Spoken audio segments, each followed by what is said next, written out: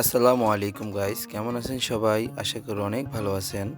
আমি নাসির আছি আপনাদের সাথে আর নতুন একটি ভিডিও নিয়ে।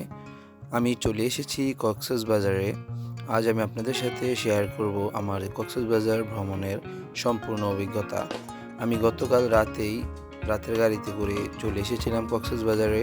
এখানে আসতে আসতে আমার প্রায় ভোর হয়ে যায়। তারপর প্রথমেই আমাদের হোটেল ঠিক করি।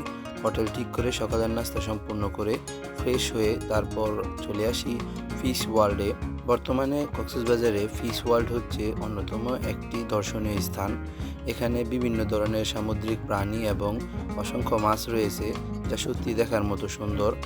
প্রতিটি মাছ এবং বিভিন্ন ধরনের প্রাণী অ্যাকুয়ারিয়ামের মধ্যে রাখা হয়েছে এবং এটি একটি গুহার মতো, যেখানে ঢুকতে আপনার প্রথমে 100 টাকা টিকিট কাটতে হয়।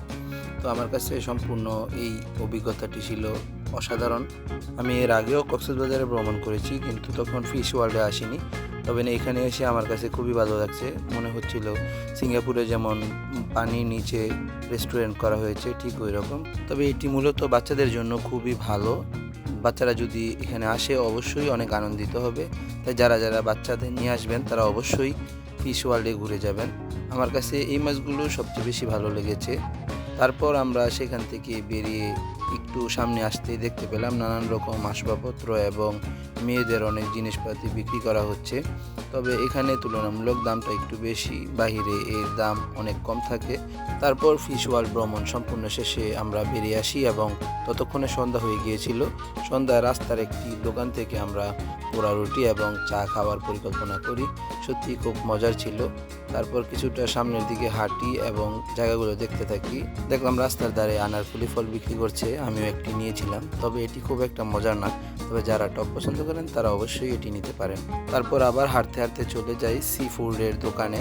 এখানে গিয়ে দেখতে পেলাম নানান রকমের সি ফুড বিক্রি করা হচ্ছে, তবে আমি খুব একটা কিছু খাই না। তবে কাঁকড়া খাওয়া যায়, আমার কাছে কাঁকড়া খুব ভালো লাগে। পরে এখান থেকে কাঁকড়া এবং মাছ অর্ডার করেছিলাম। এইভাবে সামনে দাঁড়িয়ে থেকে মাছ এবং কাঁকড়া ফ্রাই করে খাওয়া সত্যি খুব মজাদার এবং খাবারগুলো খুব মজাদার ছিল। যারা যারা কক্সবাজার ভ্রমণ করবেন তারা অবশ্যই এই ধরনের খাবারগুলো সামনে থেকে ফ্রাই করে তারপরে খাওয়ার চেষ্টা করবেন। এটা আমার মনে হয় সবার জন্যই ভালো হবে। তারপর হোটেলে চলে আসি, আর এটি হচ্ছে পরের দিন সকালের নাস্তার সময়ের ভিডিও। আমাদের হোটেল ভাড়ার সাথে এই বুফে সিস্টেম করা ছিল, যার কারণে আমাদের সকালের নাস্তা এই হোটেল কর্তৃপক্ষই দিয়েছিল। এখানে বুফে সিস্টেম ছিল, নানান রকম খাবার ছিল। আসলে আমার কাছে বুফে সিস্টেমগুলো খুবই ভালো লাগে। এবং এখানে আমি দেখতে পেলাম সকালের নাস্তার তুলনায় অনেক ধরনের খাবারই দেওয়া হয়েছে। আমি অল্প অল্প করে কিছু নাস্তা নিলাম এবং ঘুরে ঘুরে খাবারগুলো দেখলাম। আমার কাছে যেটা ভালো লেগেছে আমি শুধু সেটাই নিয়েছি। আরেকটা জিনিস আমার কাছে খুবই ভালো লেগেছে, এখানে বেশিরভাগ খাবারগুলোই মাটির পাত্রে রাখা হয়েছে এবং কিছু ফল ফ্রুটও এখানে ব্যবস্থা করা হয়েছিল, যা নাস্তার সময় খুবই দরকার। তারপর আমরা বিচের দিকে চলে আসি। বিচের সামনে আসতেই দেখতে পেলাম এই ধরনের গাড়িগুলো রাখা আছে। তারপর আমি সেখান থেকে একটি গাড়ি নিয়ে সুগন্ধা পয়েন্ট থেকে লাবণী পয়েন্ট পর্যন্ত ট্রিপ দেই এবং সেখানে যেয়ে কিছুক্ষণ অপেক্ষা করি এবং ঘুরে ঘুরে জায়গাগুলো দেখি। এই রাইডের মধ্যে ছিল আমি সুগন্ধা পয়েন্ট থেকে লাবণী পয়েন্ট পর্যন্ত যাব এবং সেখান থেকে কিছুক্ষণ অপেক্ষা করে আবার লাবণী পয়েন্টে ফিরে আসব। তো ভিউয়ার্স, আজকের মতো এই ছিল ভিডিও। যারা যারা এখনও আমার চ্যানেলটি সাবস্ক্রাইব করেন নাই অবশ্যই চ্যানেলটি সাবস্ক্রাইব করবেন। ধন্যবাদ সবাইকে ভিডিওটি দেখার জন্য।